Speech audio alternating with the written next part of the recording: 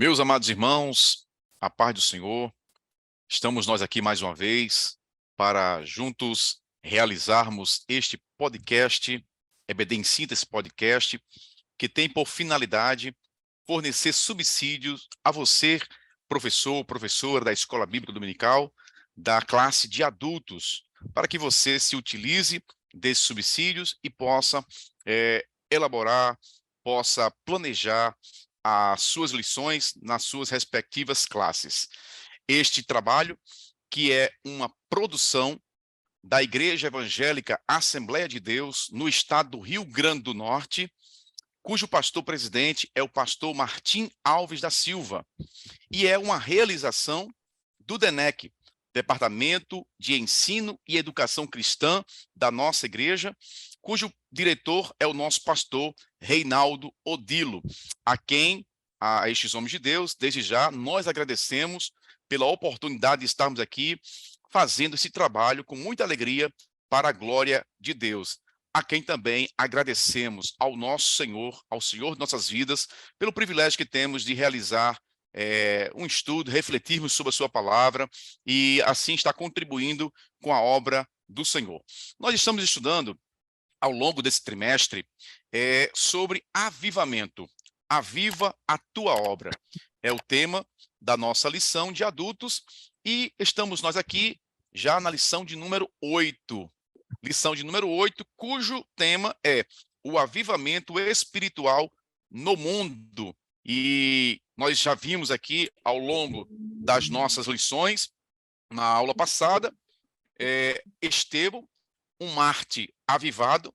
Vimos também o avivamento no ministério de Pedro, vimos o avivamento na vida da igreja, vimos o avivamento na vida de Jesus, vimos o avivamento no Novo Testamento, no Antigo Testamento, e agora vamos trabalhar esse tema que ora nos ocupa. E eu estou aqui com os nossos ilustres professores, o professor Otoniel Félix, a professora Amilde Praxedes, que estão aqui para somar, para contribuir, para que você possa aproveitar esses subsídios e trabalhar nas suas respectivas salas. Irmã Amilde Praxedes, a paz do Senhor, poderia já fazer aí as suas considerações iniciais a respeito desta lição? A paz do Senhor, nós estamos agradecidos a Deus realmente por termos esse privilégio, de falarmos um pouco da palavra do Senhor e poder contribuir com os nossos amados professores que estão na audiência desse podcast. E agradeço a Deus e a todos aqueles que têm nos dado também esta oportunidade. Nosso pastor Martim, pastor Reinaldo Odilo, que é o diretor do DENEC, e esperamos em Deus que possamos ser úteis, aos nossos amados que estão na audiência. Muito bem, irmã Milde Praxedes. Agora o nosso irmão Otoniel Félix também, com a sua saudação inicial. Meus irmãos, mais uma vez a paz do Senhor. Estamos aqui agradecidos, por mais uma lição. Já estamos aí na lição de número 8, com o tema avivamento espiritual no mundo. E aqui vamos aprender um pouquinho mais com subsídios relacionados a esta lição, Que vamos tratar sobre a obra de Deus e esse avivamento, essa manifestação sobrenatural no mundo, A manifestação de Deus, a atuação de Deus no mundo. Estamos aqui para mais uma lição, agradecemos a oportunidade. Muito bem, irmão Otoniel Félix. E eu gostaria aqui, irmão Otoniel e irmã Amilde, de falar que o texto áureo encontra-se no livro de Ezequiel, capítulo 47, versículo 5, que diz assim: E mediu mais 1000, e era um ribeiro, que eu não podia atravessar, porque as águas eram profundas, águas que se deviam passar a nado, ribeiro pelo qual não se podia passar. E a verdade prática desse estudo nos diz: somente por intermédio do movimento do Espírito Santo, o mundo pode experimentar o verdadeiro avivamento espiritual. E os objetivos desta lição número 1, explicar o avivamento no tempo de Ezequiel. Número 2, identificar os grandes avivamentos no mundo. E, número 3, mostrar que os avivamentos mudam o rumo da história. Então, dado estes objetivos, vamos adentrar aqui no tema da nossa lição. Eu gostaria, irmão Otoniel, começar pelo senhor, perguntando em que consiste o tema da nossa lição de hoje, o avivamento espiritual no mundo. É interessante realmente frisar que quando nós tratamos desse tema em si, o avivamento espiritual no mundo, nós estamos trazendo a revelação, vamos assim dizer, de como houve o operar do Senhor, o operar de Deus no mundo, ou seja, o seu agir entre os seres humanos, o seu agir nas pessoas, tanto na igreja como também fora da igreja, porque quando o avivamento vem à igreja, ela também atinge os que estão fora dela, né? É como nós dissemos aqui, já tratamos nas lições iniciais, que quando o avivamento ocorre, ela primeiro começa dentro da instituição, dentro da igreja, e de certa forma vai expandir para fora das 4 paredes espirituais, vamos assim dizer, né? Para fora dos templos. E com isso, sem sombra de dúvida, atingirá as pessoas que estão neste mundo, né? E partindo desses princípios que nós devemos fazer essa diferenciação de que o mundo aqui são pessoas, né? São pessoas que estão do outro lado, vamos dizer assim, do outro lado da fé, porque ainda não estão na fé e elas serão alcançadas de certa forma e compreenderão o que seria essa vida de Deus para elas também, devido justamente a esse transbordar do Espírito, essa vontade de Deus em alcançar as pessoas. Então, em linhas gerais, nós tratamos dessa forma, irmão. Muito bem, irmão Otoniel. Irmão Amilde Praxedes, acrescentando aí o que o nosso professor Otoniel falou, a senhora poderia trazer alguma outra informação a respeito, a título de introdução da nossa lição? Sim, é interessante esse significado da palavra mundo aí, porque tem vários significados na Bíblia, não é? Do que é mundo.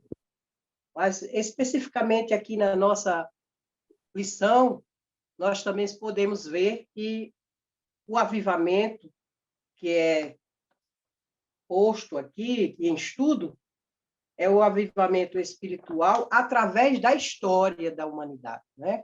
Em vários lugares do mundo e, principalmente, entre os crentes que buscaram uma vida de comunhão, uma vida de mais...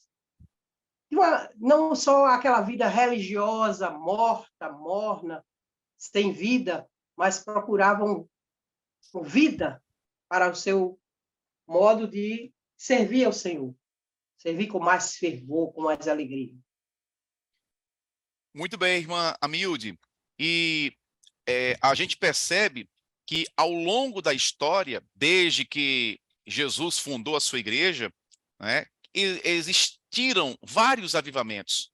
Porque esta é a vontade de Deus, que as pessoas sejam avivadas. Porque, como já dissemos em aulas passadas, o avivamento, a definição de avivamento é uma forte disposição em servir ao Senhor, evidenciada pela efetivação desse serviço. Então, logicamente que Deus tem interesse que as pessoas sejam avivadas, porque avivado significa estar mais perto de Deus, fazer a vontade de Deus, estar no centro da vontade de Deus. E como Deus fundou a igreja dele, jamais ele vai deixar de atuar, de buscar, deixar de ter esse interesse, que as pessoas o busquem, né? Então, a gente percebe que sempre Deus teve os deles. Nunca na história, mesmo na Idade Média, que é considerada na história secular como a Idade das Trevas, mesmo nessa idade, Deus sempre teve pessoas avivadas e pessoas com as quais o Senhor podia contar, né, de forma mais pronta. Então, a gente vai estudar justamente o avivamento espiritual no mundo e vamos falar sobre a história um pouquinho, principalmente dos últimos séculos, né, o século 18, 19, 20, para cá, né, para a gente aqui trazer essas informações para os nossos irmãos. E aqui, o primeiro tópico, professor Amilde, o nosso comentarista, o pastor Elinaldo Renovato, ele traz assim, o avivamento no tempo de Ezequiel, ou seja, do profeta Ezequiel, que inclusive o livro de Ezequiel foi objeto de estudo no trimestre passado, e aqui está aqui posto este texto aqui no capítulo 37 do livro de Ezequiel, que é aquela visão do vale de ossos sequíssimos, onde o profeta caminha ali e ele vê aquela situação. E eu gostaria que a irmã Milde trouxesse para nós aí um comentário a respeito deste primeiro ponto do tópico 1.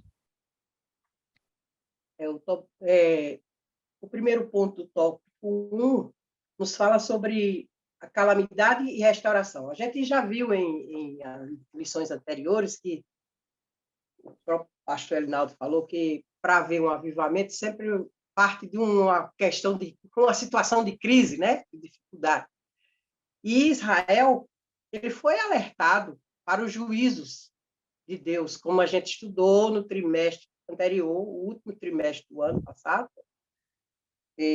o livro de Ezequiel, e a gente viu que Deus usou vários profetas alertando o povo para se converter, para deixar seus maus caminhos, porque Deus queria evitar o juízo, mas chegou um ponto que era inevitável o juízo e estava iminente, foi o caso de Ezequiel, né? Ezequiel estava nesse momento da iminência do juízo e ele sofreu certamente por saber que Jerusalém foi destruída, não é?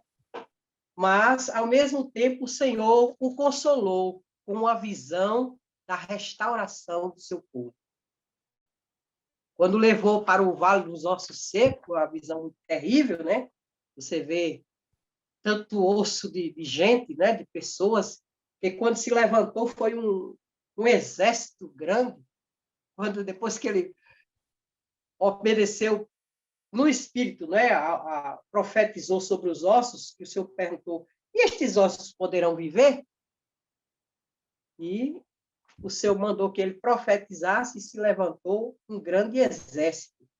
Isso aí mostra não somente a questão física da nação de Israel, que estava na diáspora, né? Mas principalmente aqui na nossa lição, nós verificamos que Deus estava dando a entender o profeta que Israel seria restaurado espiritualmente, seria liberto dos seus pecados, porque o Senhor deu mensagens posteriores e anteriores também, dizendo sobre isso, que derramaria água sobre eles, que purificaria.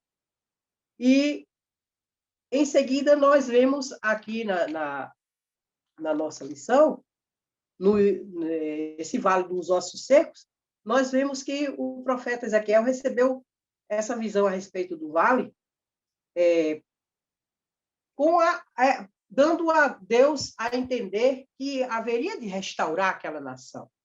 O Senhor estava revelando a ele que restauraria aquela nação, que a nação seria totalmente revitalizada. Ficou o nosso irmão Otoniel, numa das nossas gravações anteriores, ele falou sobre o sentido de avivamento, né?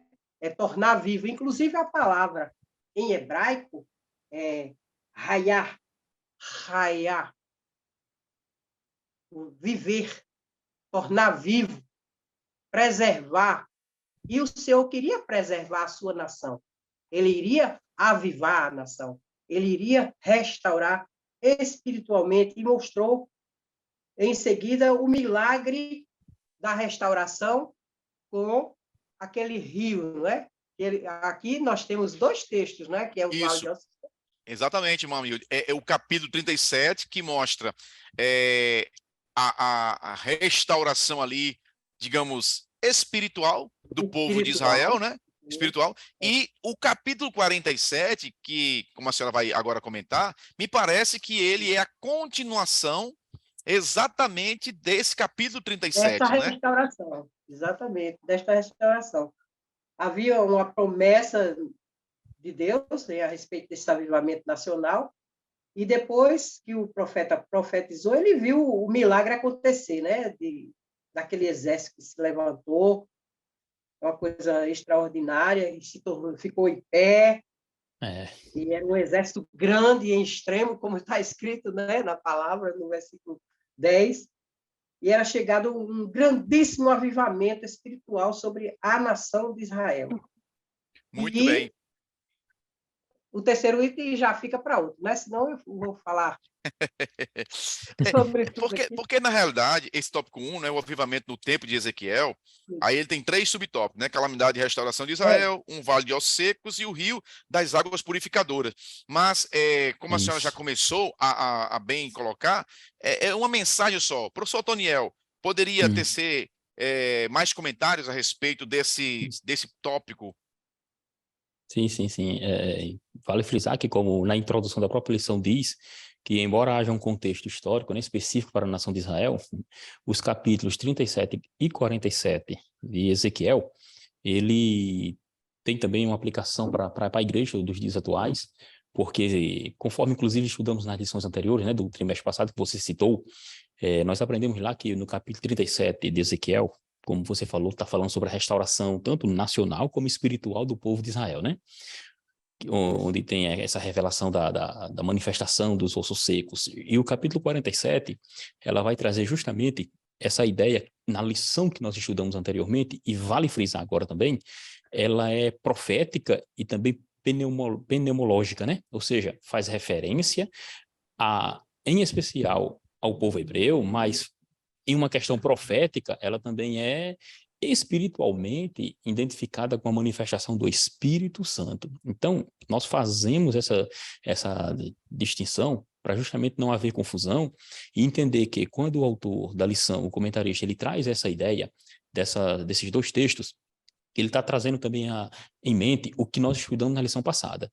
Porque aqui está falando de restauração. Então, se estamos falando de avivamento no meio do povo de Deus, e neste mundo, no caso também aqui, quando lembrarmos das lições anteriores, nós vamos lembrar que no profeta Ezequiel, ele vai citar ali, ele vai escrever o seu livro, aí nós vamos lembrar que teve aquelas levas do povo hebreu, as 13 levas, né? E que em 603, 597, 586, eles foram levados ao cativeiro.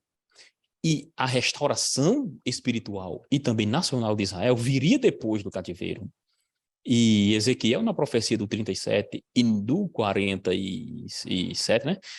Deixa eu só pegar aqui o 47, Ezequiel no isso. capítulo 47, isso no capítulo Isso. 47, ele faz referência à restauração, ou seja, trazendo o avivamento que Deus ia fazer na vida do povo hebreu, com a volta do povo à sua terra, eles seriam restaurados, reavivados a sua nação e daria prosseguimento ao plano divino através do povo hebreu.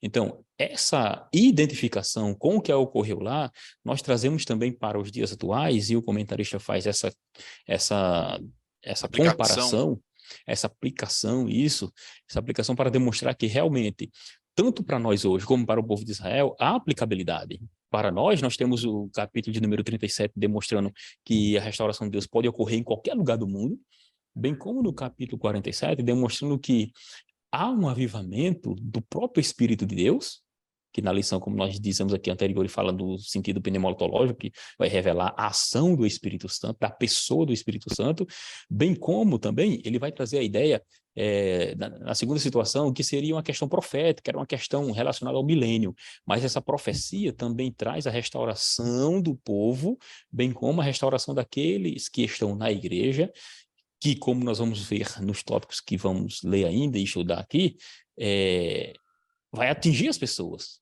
por essa presença desse Espírito, devido à revelação, como ele fala aqui a respeito das águas, que o profeta Ezequiel ele vai nadando, daqui a pouco ele está envolto de águas, a ponto de que ele não conseguiria mais vamos dizer assim, sentir o chão, né? Ou seja, para demonstrar, como o comentarista da lição fala, o enchimento do Espírito nos dias atuais. Isso de forma profética, né, para nós hoje. O enchimento do Espírito e a dependência dele para que realmente ocorra esse avivamento, ocorra esse despertar, como ocorreu com o Antigo Testamento, lá no caso com o povo hebreu, quando Deus traz eles da Babilônia e esse reavivamento ocorre. E é interessante, caros professores, que a gente vê que o mundo, ele está morto espiritual, né? O mundo.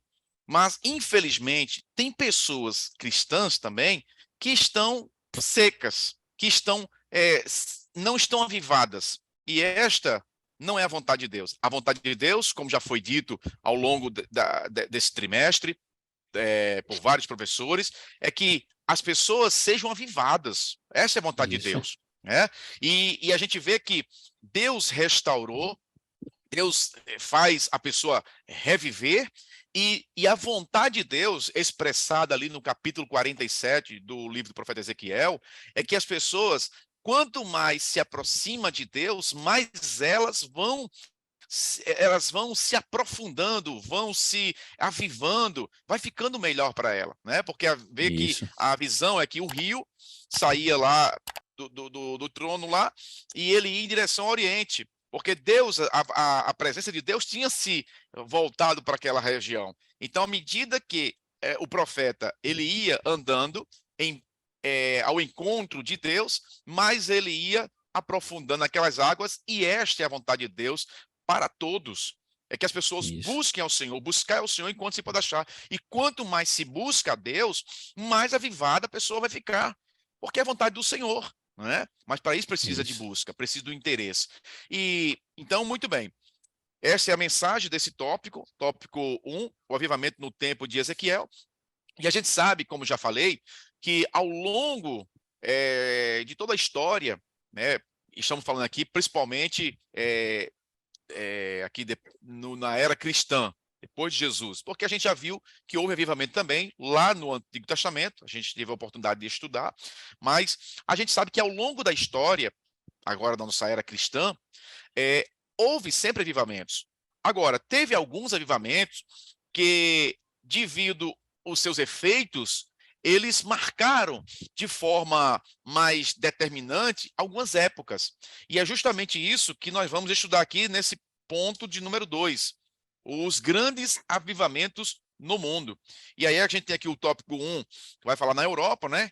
A Alemanha, B, Inglaterra, C, País de Gales, que também fica lá pertinho da Inglaterra, né, que é na Grã-Bretanha mesmo ali, e o 2 nos Estados Unidos. Eu gostaria, professora Milde, que a senhora aí nos trouxesse comentários a respeito deste avivamento que houve na Europa ali, na Alemanha, na Inglaterra e nos países de Gales ali, por favor. Nós percebemos que na Alemanha, antes mesmo do movimento dos Estados Unidos, né, já havia pessoas interessadas em buscar mais a presença do Senhor. Como foi dito lá em Ezequiel, né? Você se aprofundava no rio e chegava no ponto em que não podia mais sentir os pés lá, né? Seria Tinha que a nadar, nado. tinha que Tinha que nadar. nadar. Então, a profundidade ali já era mais intensa, maior, era maior, e isso mostra o domínio do espírito também na vida da pessoa, né? A Exato. submissão que a pessoa tem. Eu até lembrei na escola dominical outro dia, que coisa tão maravilhosa a vida de Filipe, né? Filipe foi levado para o deserto. O Senhor mandou para o deserto. Vá para Gaza, que está deserto. Ele não foi nem questionar, mas eu vou para o deserto? O que eu vou fazer no deserto? Não, ele não questionou, né? Ele estava no domínio do Espírito, foi para lá. E, de repente, viu aquela carruagem e saiu, né? Correndo atrás. E foi aquela coisa maravilhosa que Deus fez. Depois ele se achou, depois que ele deu a mensagem àquele eunuco, se achou em Azoto. Domínio do Espírito muito profundo, né? Aquele. E a gente vê, irmã Milde, aproveitando esse exemplo que a senhora muito bem colocou, lembrou, né, que é um avivamento na vida do nosso irmão Filipe, que ele foi um diácono aprovado e virou evangelista, né? Evangelista, é verdade. Cheio do Espírito Santo, né? Cheio do Espírito Santo. Ele foi levado para isto. Então, nós vemos aqui que os irmãos buscavam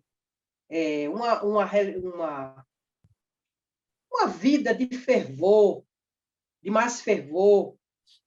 Eles sentiam aquela religião fragilizada, Eles queriam uma religião que eles sentissem mais, é chamada a religião do coração, né? Houve um grande despertamento para buscar o poder de Deus, principalmente voltado para as missões. Nós vimos na história desse irmão aqui que houve um despertamento muito grande.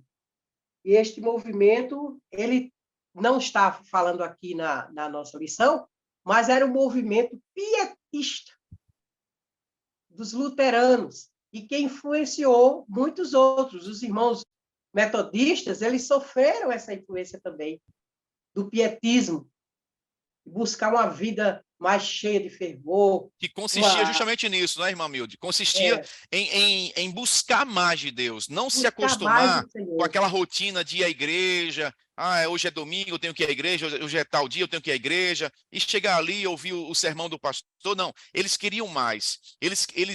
Através da leitura da palavra de Deus, eles viram que Deus tinha mais, porque Deus tem mais para os seus servos, né? E estes irmãos, tem o Gerard também, em 1637 a 17, eles também, a 1769, eles foram contra a escolástica, como eu tinha falado em particular por eles foram contra a escolástica, que era uma liturgia engessada, o formalismo na igreja. Eles queriam um culto mais avivado, um culto mais espiritual, um culto com a presença do Senhor. Era isso que eles queriam, né? Mais cheios do fervor. E isso redundou em muitas missões. Muitos missionários foram separados para levar o evangelho. Foi um movimento que despertou as missões para os outros continentes, para outros países. Começou pelos países por perto e depois se expandiu para o mundo. E na Inglaterra, por volta de 1740, o irmão Charles Wesley, né, que era metodista, também ele veio de um movimento de santidade. Ele foi influenciado por aquele movimento de santidade também, o Wesley. Nós vamos ver mais adiante aqui que foram vários os movimentos que redundaram em avivamento para o povo de Deus. Eles só mudavam de nome, mas o sentido era o mesmo, né?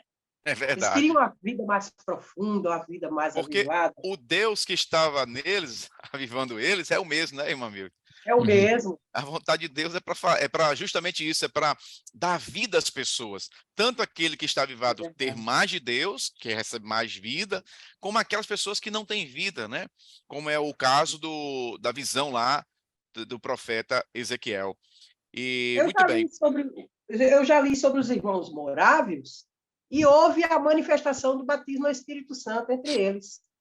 Quando começaram a buscar, o sinal do batismo foi visto lá. A evidência que é o falar em línguas. Foram vistas as línguas entre eles, entre os irmãos morávios. Embora a história fala também de alguns desvios, algumas coisas que é preciso também ter vigilância, não é? Porque junto com o avivamento espiritual que houve nas Américas também, veio na América do Norte principalmente, muitas heresias, né? Nasceu muitas seitas junto com esse avivamento. Então, há necessidade também de buscar a Deus e de vigiar, orar e vigiar, para não fugir da palavra, não fugir da orientação bíblica.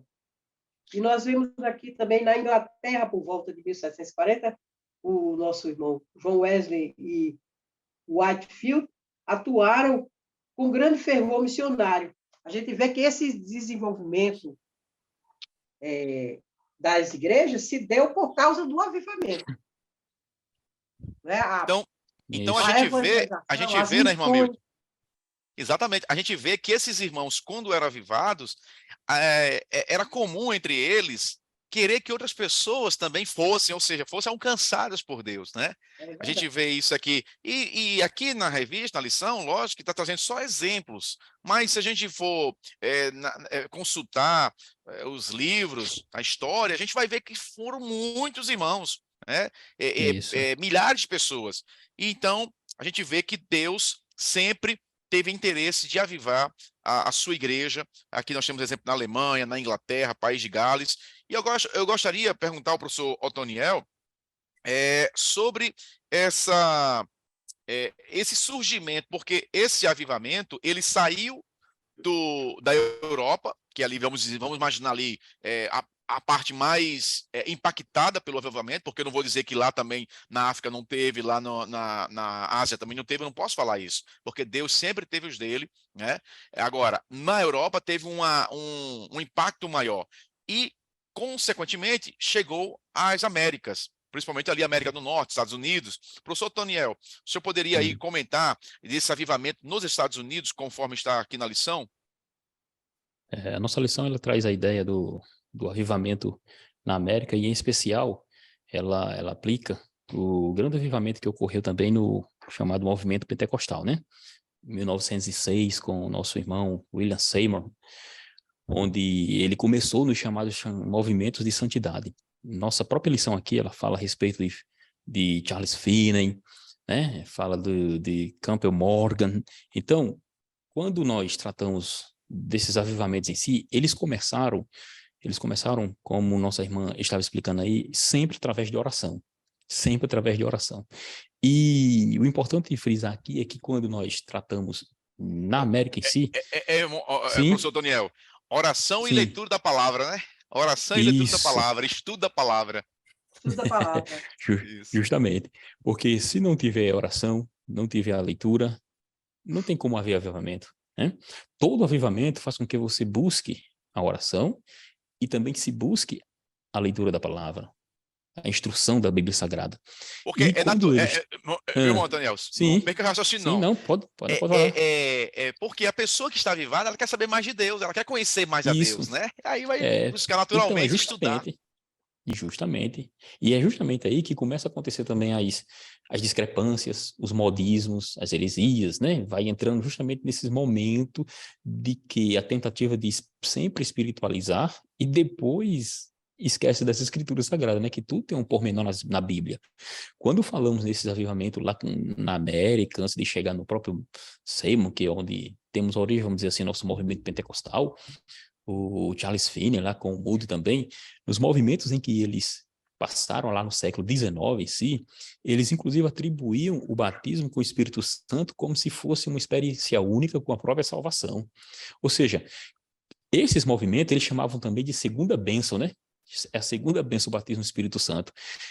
É onde aí entrava algumas discrepâncias, porque houve problemas relacionados à salvação e o batismo do Espírito Santo. E alguns identificavam como se você não fosse batizado, não tinha o Espírito Santo na vida, né? Esse é o problema.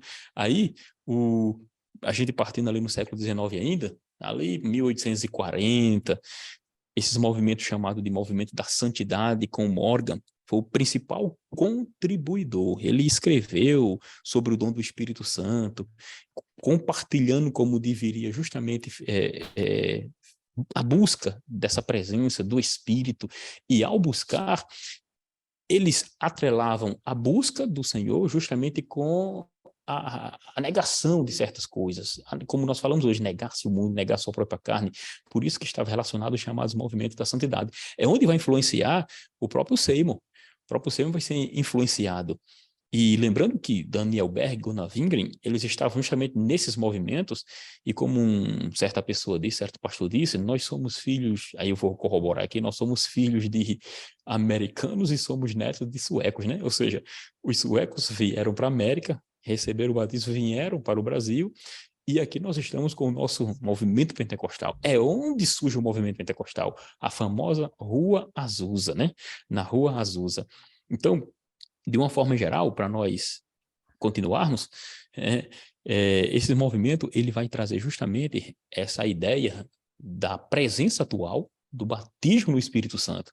Então, se torna um grande avivamento, porque foi a partir daí, dessa manifestação do próprio Espírito Santo, não só como uma experiência que ficara lá no passado, que isso era enfatizado justamente pelos irmãos daquela época, não era uma experiência que ficou no passado, mas que eu e você, eles diziam, poderíamos também ter a mesma experiência, e era a experiência do batismo do Espírito Santo, e esse batismo tinha um sinal, que era falar em novas línguas.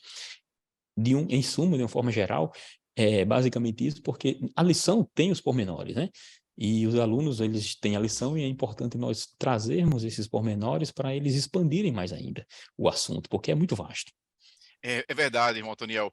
E como você mesmo colocou, é, esse movimento de santidade, essa busca pela santidade, de separar essas coisas do mundo e voltar para as coisas de Deus, buscar ao Senhor em oração, buscar ao Senhor através do estudo da palavra, naturalmente, Deus foi trazendo um maior avivamento, né? Expandindo ou multiplicando os batizados no Espírito Santo. Né? E eu gostaria de perguntar à professora Milde, nesse norte, né, a respeito do batismo no Espírito Santo, porque as pessoas, às vezes, têm uma concepção de que o batismo no Espírito Santo surgiu lá em Jerusalém, no dia de Pentecostes, né? Teve ali com os apóstolos, depois os sensacionistas afirmam que foi para aquele momento, para chancelar ali o apostolado daqueles homens que foram chamados por Deus, depois cessou, e aí, de repente, agora no início do século XX, começa a ressurgir. Algumas pessoas chamam de ressurgimento de batismo no Espírito Santo, mas não é bem assim, porque se a gente for analisar, houve batismo no Espírito Santo ao longo da história. Eu gostaria que a professora Amilde comentasse sobre essa questão do batismo no Espírito Santo. Sim, nós vemos naquele trabalho do pastor Antônio Gilberto como ele ressalta isso, né, em várias épocas, inclusive logo naquele período da igreja estatizada, mesmo assim, tinha os dissidentes da igreja romana que buscavam ao Senhor, independente de ir àquela igreja que foi formada, eles recebiam também o batismo no Espírito Santo. E o sinal era evidente, o falar em línguas, porque se cumpria aquilo que Jesus disse, que aqueles que nele crescem falariam novas línguas. E o Senhor falou sobre isso, já dizendo que eles iriam receber o batismo no Espírito Santo, de uma forma indireta, né? Mas o Senhor estava falando que esse sinal haveria de acontecer entre os crentes, entre todos aqueles que crescem nele. E a gente vê que, ao longo de toda a história, nós vemos... Vamos aqui mais para perto.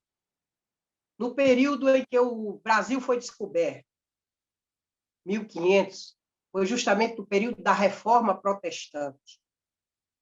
Entre os protestantes, mesmo entre os calvinistas, a história registra que haviam aqueles que buscavam ao Senhor e recebiam o batismo no Espírito Santo. Entre os huguenotes que vieram para o Brasil, que eram os protestantes franceses, eram chamados de huguenotes, né? E eles saíram mais de 300 mil da França, perseguidos pelos católicos. E, fugindo dessa perseguição, eles invadiram a Baía de Guanabara, uma boa parte veio a gente vê na nossa história, na história do Brasil, né?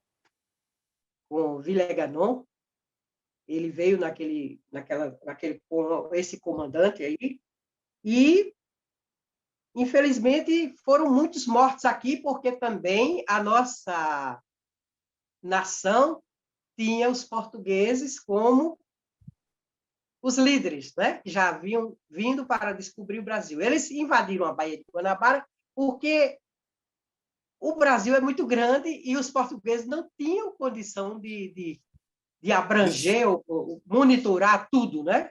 Nem desenvolver dominar o Brasil, né? Tanto é que de 1500 a 1530, 32, o Brasil ficou abandonado, porque eles não acharam o ouro que os espanhóis acharam lá na América do Norte, né? Então ficou abandonado. Aí os franceses vieram e disseram, pronto, vamos ficar por aqui mesmo. Mas continue, irmão Milde. Deixaram muita coisa boa aí, mas, infelizmente, despertou a inveja da outra religião, né? E que perseguia os huguenotes, perseguiam os protestantes. E ainda hoje, eles falam assim, quando a gente vê as pessoas que não creem no Senhor, não creem no Evangelho, eles falam que quem desenvolveu o capitalismo foram os protestantes. Mas não tem nada a ver, porque Deus abençoa aquele que ele serve. Eles falam isso, irmã Amilde, né? E também baseado lá naquela obra do Max Weber, né? Que é um dos pais da sociologia, que tem lá a ética protestante e o espírito do capitalismo, que ele faz um estudo justamente sobre isso, mas aí tem um outro lado, né? Que realmente eles afirmam isso, mas não se sustenta, não. É verdade. Nós vemos aqui a bênção do Senhor, ela acontece na vida daquele que ele serve. É por isso que na nossa revista nós temos os avivamentos, mudaram a história, né? O avivamento Isso, realmente que muda a é história. o próximo tópico, né? E nós temos um livrinho que eu acho até interessante que as pessoas pudessem ler, O Inimaginável, de Jeremias. Esse livrinho aqui, ele mostra como o cristianismo mudou. Ele mostra o mundo sem o cristianismo e o mundo com o cristianismo. E nós hoje podemos ver o cristianismo avivado muda totalmente a história da humanidade. É verdade. Porque as pessoas passam a viver uma vida de honestidade e são realmente abençoados. Então, ao longo da história, nós temos testemunhos de muitos que foram avivados e foram vistos falando em línguas. No tempo de Moody, ele pregava o Evangelho em 1800, não é? Mas a gente vê desde o começo, naquele estudo que nós vimos, nós lemos, né, sobre o pastor Antônio Gilberto e também alguma coisa de Orlando Boyd, nós vemos como em toda a história da humanidade, o próprio Lutero tem testemunho de que ele falava em línguas e profetizava. O próprio Lutero, que era o da Reforma, né? Protestante. Então, nós vemos que o avivamento espiritual, ele chega a esse ponto, de que você, quanto mais você busca, é as águas, né, que vão se aprofundando, o rio de água viva, que vai fluir do interior da pessoa, também flui na igreja e flui no mundo que crê, né? Todos aqueles que crê. Então, meu caro professor, professora que está nos assistindo, é importante que fique bem definido isso. Ao longo da história, tem um estudo do saudoso pastor Antônio Gilberto, Os Avivamentos através da História. Você vai ver lá relatos de pessoas que receberam o batismo no Espírito Santo ao longo da história, desde o século I, ou seja, desde que começou o batismo no Espírito Santo, certo? Então, dizer que o batismo tinha cessado, passou aí 1.500 anos e voltou depois, isso não procede. Sempre houve. Agora, quem batiza no Espírito Santo é Deus. É Deus, ninguém sabe batizar ninguém no Espírito Santo. O pastor, como diz o nosso pastor Martim, nosso presidente, quem batiza o homem é o pastor, né, nas águas. A única coisa que o homem sabe fazer é batizar nas águas, porque Jesus mandou. Mas quem batiza no Espírito Santo é Jesus. E aí, Jesus batizava um, batizava outro, mas não era a intenção dele, naquele momento, batizar grande quantidade de pessoas. Então, tem suas razões, né? Mas uma coisa é certa, ao longo da história, tem esse estudo, você pode pesquisar na internet que você vai encontrar. E também ressaltando que avivamento não é a mesma coisa e batismo no Espírito Santo. Já tivemos a oportunidade, a Lures, de falar sobre isso, mas só retomando para ficar bem fixado na cabeça dos irmãos, para que os irmãos não achem que eu não sou batizado no Espírito Santo, então não sou avivado. Não. Muitos irmãos, irmãs que não eram batizados no Espírito Santo eram avivados, como a nossa irmã Amilde acabou de comentar aí, lá os avivamentos na Alemanha, na Inglaterra, algumas pessoas... Boa parte desses irmãos não eram batizados no Espírito Santo, mas eles eram avivados. Tá? Agora, o batismo no Espírito Santo gera uma capacidade maior para Deus utilizar a pessoa e a pessoa fazer a vontade do Senhor, tá certo? Então, professor Toniel, eu gostaria que você, ainda nesse subtópico aqui, 3, né, as raízes do avivamento pentecostal, Gostaria que você trouxesse aí maiores comentários, porque esse ponto é um ponto muito importante nessa lição, porque Isso. esse movimento pentecostal aqui, ele é a base, como você já colocou, né? A base, um dos frutos é o surgimento da Assembleia de Deus no Brasil. Isso. E eu gostaria que você comentasse mais para enriquecer aqui o nosso debate. Isso. Como vocês estavam falando aí, com relação à manifestação do Espírito Santo, uma coisa é a manifestação como temos hoje, e outra coisa seriam manifestações, a manifestação do Espírito na era da igreja, até mesmo a era pós-apostólica. Como você disse, não se tinha ideia, alguém disse que cessou os dons lá com os apóstolos, até mesmo a manifestação do Espírito relacionado, porque ele que traz o avivamento, né? Então, antes de adentrarmos aqui, eu queria também trazer alguns pormenores, só que, por exemplo, um chamado pai da igreja, nós chamamos de pais apostólicos, né? Irineu de Lyon, ali entre os anos 130 a 200 depois de Cristo, ele era bispo de Lyon, né? Ele escreveu escreveu algo chamado de um compilado lá, né? Contra as heresias. Aí, lá no volume 6 e 1, ele afirma em sua época que muitos tinham dons e falavam línguas, ou seja, já na época de Irineu de Lyon havia manifestações. Ele também fala isso Século II, no século contra II. as heresias. Ele também fala a respeito de cura, exorcismo, profecia, visões.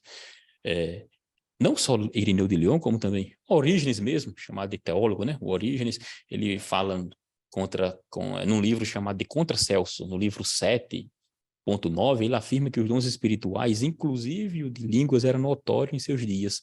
E para isso ele refutava o próprio Celso, que foi considerado herege, né? Policarpo de Esmirna diz que antes da sua morte foi escrito que antes da sua morte ele teve visões de como ocorreria isso. Ou seja, quantas coisas invisíveis pede que te sejam manifestadas a ti? Ele escreve lá nos chamados pais apostólicos. Isso demonstra que a manifestação do Espírito sempre aconteceu, né? Tertuliano, do ano 160 ao ano 220, contra Marcião, que foi considerado um herege, né? Ele, na sua defesa ali, que eles escreviam fazendo as suas teses, né? Ele informa que havia profetas que falavam e pelo sentimento humano e não pelo espírito, ou seja, ele fazia referência de pessoas que se diziam profetas, mas não falavam pelo espírito. E isso é importante frisar, porque quando trazemos esses irmãos, estamos falando de pessoas que viveram pós o próprio momento dos apóstolos, vamos assim dizer.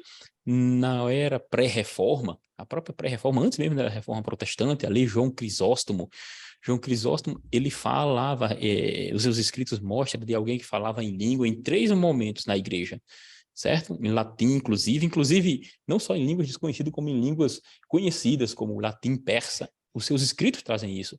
Agostinho mesmo, de Hipona, afirma que novas línguas estavam em evidência em seus dias. Isso para demonstrar que as manifestações, como entendemos que seria o batismo no Espírito Santo, com a manifestação de línguas estranhas, estava presente. E por que dizemos que a manifestação do Espírito Santo, como a Assembleia de Deus propaga, a manifestação seria com línguas desconhecidas? Porque Atos capítulo 2 vai dizer que o Espírito, quando é derramado, capítulo 2, versículo 4, todos foram cheios, né? Está lá escrito, e falavam línguas, conforme o Espírito lhe concedia que falasse. Então, o termo língua ali é um termo genérico na língua grega, é glossa para justamente língua. Agora, só que quando ele vai falar no versículo 6, o povo diz assim, e cada um, quer dizer, o Lucas escreve, cada um os ouvia na sua própria língua. Lucas não escreve o termo genérico glossa, mas sim dialectos, ou seja, cada um entendia no seu próprio idioma. E quando a gente vai para as cartas de Paulo, lá quando Paulo vai explicando sobre o assunto, lá aos Coríntios, Paulo, ele explica, ele fala a respeito de que quem fala em língua não fala aos homens, mas a Deus, porque em espírito fala mistérios. Então, aí trazendo isso para os nossos dias, para um movimento que começou lá em 1906 e veio aqui ao Brasil, nós estamos indicando que a manifestação do Espírito Santo continua. E, em especial, o chamado batismo no Espírito Santo, porque sempre fez parte da igreja essas manifestações. Como a nossa irmã falou, Martinho Lutero. Martinho Lutero tem tem alguém que fala, um escritor por nome de John Manning, As Línguas Estranhas na História. Ele falando a respeito disso, ele vai citar Martinho Lutero, dizendo que falava línguas e profetizava. Apesar de que alguns luteranos dizem que isso não acontecia, não. Mas são relatos de pessoas que fizeram estudos em especial sobre eles, né? Irmãos, tem vários.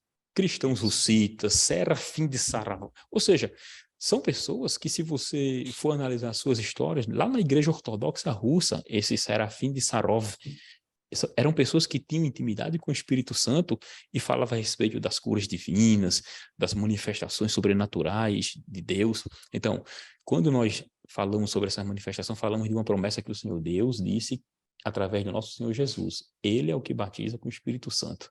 Então, os dons, através também do próprio batismo, está presente nos nossos dias. Queria deixar bem claro isso. Isso.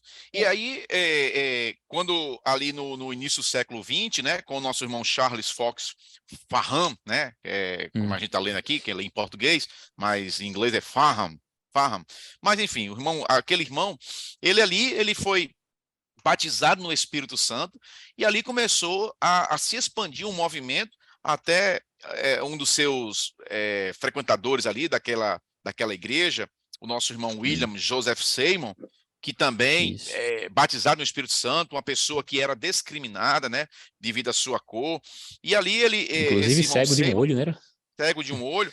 Esse irmão Seymour, ele se muda para a Califórnia, né, ali em Los Angeles. Ali ele na casa que ele estava já era pouco para comportar as pessoas, os irmãos que estavam congregando ali.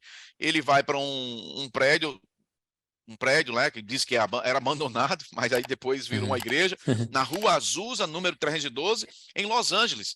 E é lá que os nossos irmãos fundadores da Assembleia de Deus no Brasil, Daniel Berg, os dois suecos, né, Daniel Berg e Gunnar Vingre, chegam ali, são batizados no Espírito Santo e, por divina revelação, vêm ao Brasil, ali mais especificamente no estado do Pará, e ali começa a trazer a chama pentecostal para o Brasil, o batismo no Espírito Santo. Havia igreja aqui, já havia igrejas aqui, mas esses irmãos não tinham batismo no Espírito Santo, pelo menos a gente não tem evidência, mas a gente não pode dizer que esses irmãos que estavam aqui não eram avivados, porque não tinham batismo no Espírito Santo. Mas quando os irmãos Daniel Berg e Gunnar Ving chegaram ao Brasil, trazendo a chama pentecostal, foi notório o rebuliço que Deus fez de ponta a ponta no Brasil, né? Tanto é que surgiu aí essa igreja da qual nós fazemos parte, a Igreja Assembleia de Deus no Brasil, né?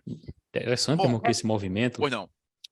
Esse movimento que você fala, na América lá do Norte, ele tem início ali por volta de 1905, né? Eram crentes afro-americanos, lá em Los Angeles. Eles tinham, na verdade, sido expulsos, na verdade, a Segunda Igreja Batista, essa história fala, né? Segunda Igreja Batista de Los Angeles, eles tinham sido expulsos. Então, eles passaram a se reunir nessa rua chamada Bonnie Brae, onde os sinais do avivamento e manifestações do Espírito Santo começaram a acontecer. E justamente vai aparecer como um dos proeminentes, justamente como você falou, William Seymour. William Seymour, ele se destaca porque ele, a partir daquele momento, ele era um dos que propagavam, né? E ele era também advindo ali daquele movimento chamado de santidade também. E dia 14 de abril de 1906, o avivamento, como diz a história, um avivamento lá na Rua Azul 312, ocorreu com essas manifestações do Espírito Santo, né? E a partir daí, nós sabemos que os batistas, ex-batistas, né, Daniel Berg e Gunnar Vingren, vieram ao Brasil através dessas também, depois de terem participado e recebido esse milagre, essa bênção. E o pentecostalismo cresceu aqui, e é o que nós chamamos hoje de pentecostalismo clássico, né?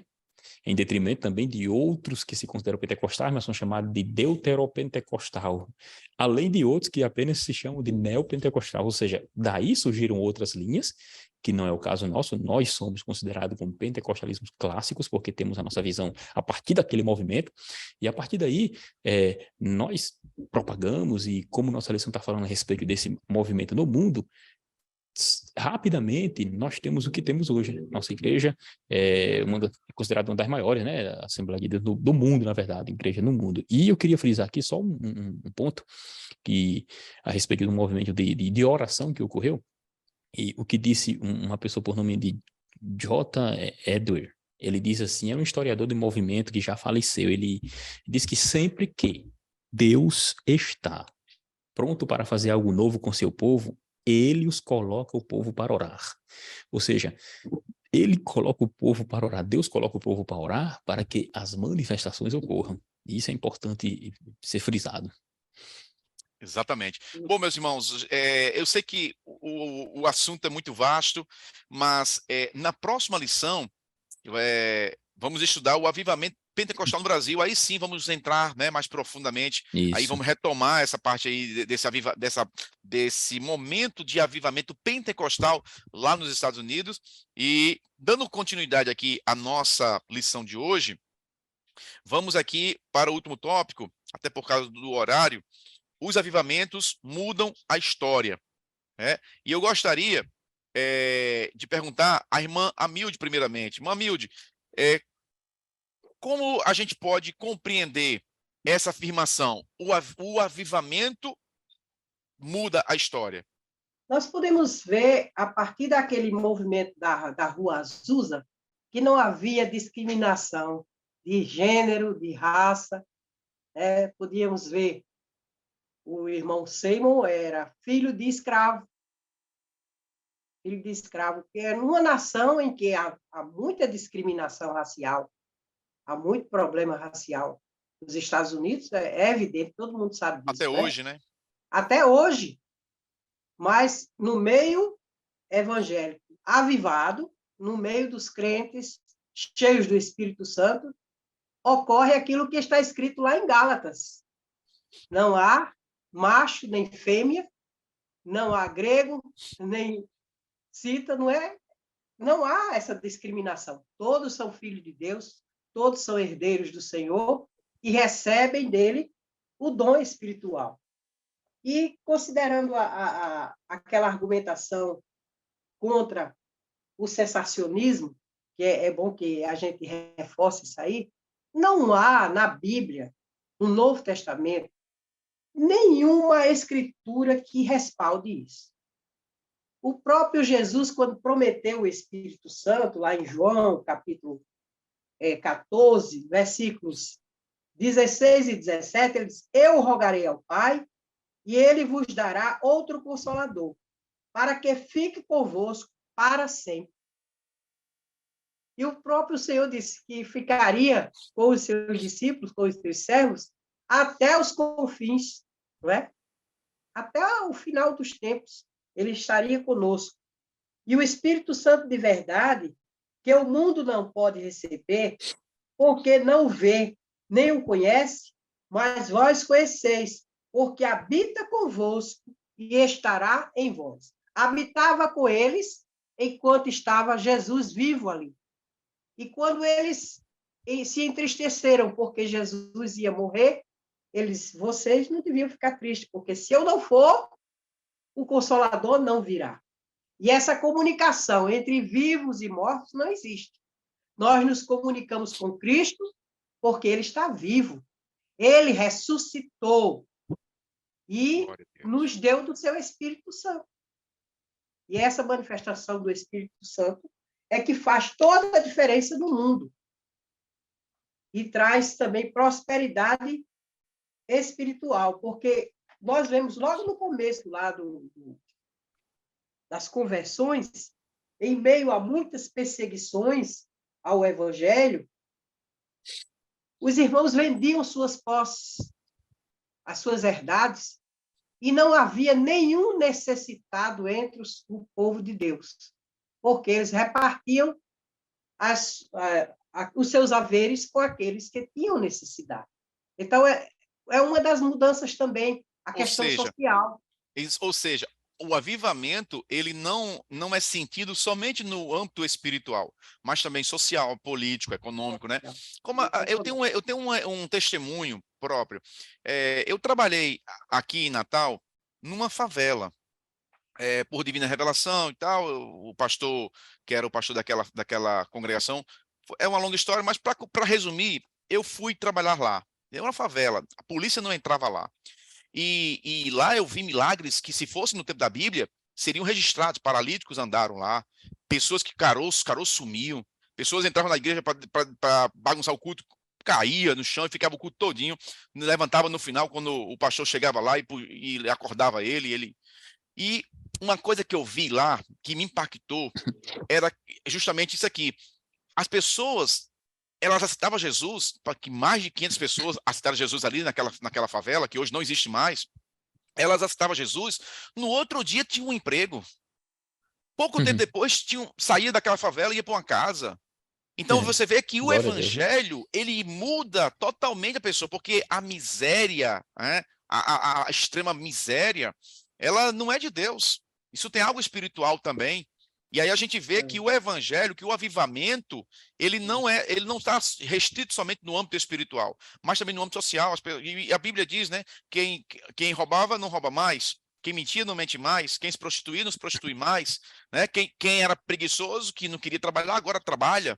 E eu vi isso nessa favela, que quando chegou lá a igreja, eu passei 5 anos lá, virou uma congregação de um setor aqui de Natal, e depois, um belo dia, todos eles ali daquela região ganharam uma casa, e aquela favela foi destruída, acabada, não existe mais nessa localidade, e hoje aquela igreja que iniciou ali é uma das grandes congregações no lugar onde foi plantada. Então, um exemplo de que o avivamento muda a história, e impacta não só no âmbito espiritual, mas também no âmbito social, político, no âmbito econômico, né?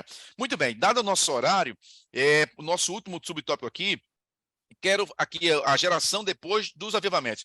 Professor Toniel, uma vez avivado para sempre, como é que as gerações que vêm depois do avivamento devem se comportar? Em rápidas palavras, para a gente concluir aqui, que a gente já está com o tempo bem avançado.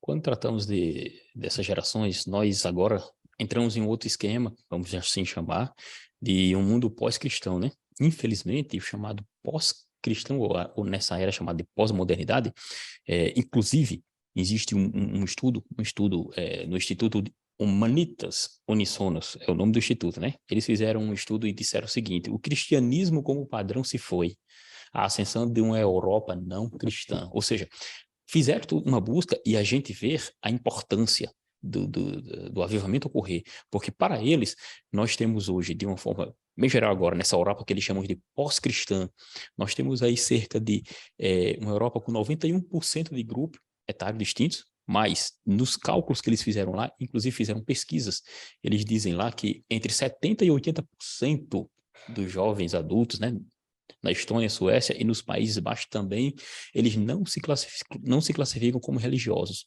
Ou seja, o período de religiosos, não é falando de cristianismo, né, religiosos, está caindo cada vez mais, certo? E nesse estudo vai demonstrando justamente isso. E o importante disso é que nós observamos que há uma necessidade de um avivamento grande. E eu estava vendo uma matéria num jornal chamado de Christianity Today. A Europa está vivendo um pós-cristianismo ou um pré-avivamento. E nesse momento, o escritor desse periódico, ele traz a ideia do que Deus está fazendo na própria Europa. Eles chamam a respeito de igrejas da diáspora. Eles dizem que há tantas igrejas, inclusive pentecostais, chegando à casa dos milhares, vindo também, não só na Grã-Bretanha, como também igrejas pentecostais plantadas, inclusive por africanos. Eles falam a respeito de plantação de igrejas e uma das situações que criaram lá, na França, por exemplo, eles colocam lá o chamado Conselho Nacional de Evangélicos franceses, estabeleceu uma meta que era plantar uma igreja evangélica a cada 10.000 pessoas. E em 7 dias eles alcançaram uma média de 7 igrejas por dia. Ou seja, você observa que, de certa forma, uma Europa decaída, no caso da Europa, né? Mas o avivamento está acontecendo. O movimento chamado de oração, eles criaram lá um movimento chamado de oração, que aparentemente você não vê, mas o Senhor Deus está agindo através dessas agências missionárias. Eles falam a respeito da unidade cristã, e no final das contas disseram que em 2022, cerca de 13.000 adolescentes e jovens adultos vindo de toda a Alemanha se reuniram e eles entram em um movimento de oração para buscar o Senhor Deus e pedindo um avivamento para a própria Europa. Ou seja, o que aconteceu após todos esses avivamentos, uma Europa que estava decaída, decrescente, os Estados Unidos também, cada vez mais as pessoas se esquecendo de Deus, apesar de ter uma população ainda que descrê em Deus, mas nos últimos 10 anos caiu muito a percentagem de pessoas que creem não só em Deus, mas quando falamos de crer em Deus, também falamos de crer no Deus correto, né? Não é simplesmente dizer que crê em Deus de forma genérica. Então, tudo isso são momentos, são situações e desafios que a igreja precisa enfrentar, né? Ou E com seja, isso, agradeço. ou Encerro aqui seja, nossos... uma vez avivado, nunca Não avivado para pode, sempre, nunca, e muito nunca. menos eu não posso me confiar num avivamento que alguém teve antes de mim. Não, O avivamento ele é individual, porque isso reflete a sua busca por Deus. Quanto você está perto de Deus, né? E a gente tem que isso, entender que quando Deus se aproxima da pessoa, ou melhor, a pessoa se aproxima de Deus, ela vai ser impactada em todas isso. as áreas da sua vida, inclusive na área, como já falou a professora Milde, na área econômica. E aí entra um Porque, risco. Às vezes, as pessoas são abençoadas materialmente, e aí começa a se distanciar daquilo que originou a bênção de Deus, que é se aproximar dele. Então, começa a se distanciar de Deus, e aí carece de ser reavivado essa pessoa, né? isso. Então, A temos que ter muito Porque, cuidado. ingratidão e negligência, né? Exato. isso. Nós temos que ter muito cuidado para que a bênção de Deus não nos afaste dele, porque senão aí a gente vai estar perdido, né? Porque Deus é tudo em Porque nossas vidas. Deus trata com pessoas, não com organizações em si, né? Se a Europa, por exemplo, como eu falei agora há pouco, foi um grande berço de avivamento, hoje, 70% dos jovens, né? Na Europa não creem, não tem religião, sequer crê no Senhor Jesus, vamos dizer assim, né? Então você observa que no avivamento ele vai ocorrer e o compromisso, vamos dizer assim, é com a pessoa, não com o Estado. Lá no passado ocorreu, passou. O que devemos viver é hoje. E o Isso. hoje estamos precisando desse avivamento. Deus não é Deus do passado, ele é do presente, né? Não, é. Meus irmãos, assim concluímos mais uma lição. Esperamos que aqui os subsídios que foram apresentados sejam úteis aos professores e professoras que estão nos acompanhando. E o nosso muito obrigado a Deus mais uma vez, a você que nos acompanha, aos nossos pastores, pastor Martim, pastor Reinaldo, e deixar aqui aberto aqui para a irmã Amilde se também fazer suas considerações finais. Sou grata a Deus por esta oportunidade e também aos nossos líderes, né, que têm nos facultado esta ocasião em que nós podemos contribuir para os nossos professores, né, com os nossos professores. E o que nós queremos reafirmar é que não devemos deixar o fogo se apagar, né? Uma vez avivados, como era dado aquela lei no Antigo Testamento, a lei do Holocausto. O fogo arderá continuamente no altar. Finalmente. Esta é a ordem. É uma ordem, né? É uma Não ordem. pode se Isso. apagar.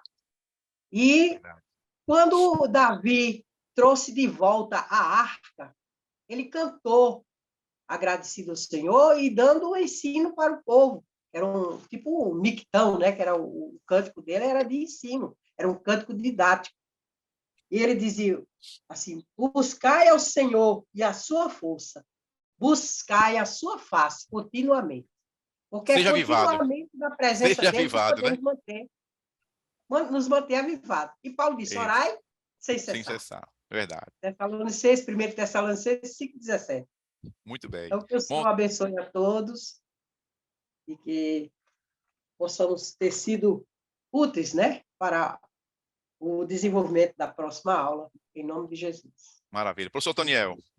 Esse é o irmão citando João capítulo 7, versículo 37 e 38, né? Quando Jesus diz assim, se alguém tem sede, venha a mim e beba, né? Venha a mim e beba, e aquele que crê em mim, como diz as escrituras, rios de água viva fluirão do seu ventre. E aí está escrito que o Senhor disse isso do Espírito Santo, que haveriam de receber aqueles que crescem nele. Ou seja, precisamos da pessoa do Espírito Santo nos últimos dias, mais do que nunca, para sermos de fato avivados e que esse rio, que esse poder realmente flua através de nós e abençoe este mundo que está em trevas, né, irmãos? Amém. Maravilha. Amém. Meus irmãos, então, a paz do Senhor e até a próxima, se Deus quiser. Paz do Senhor. A paz do Senhor.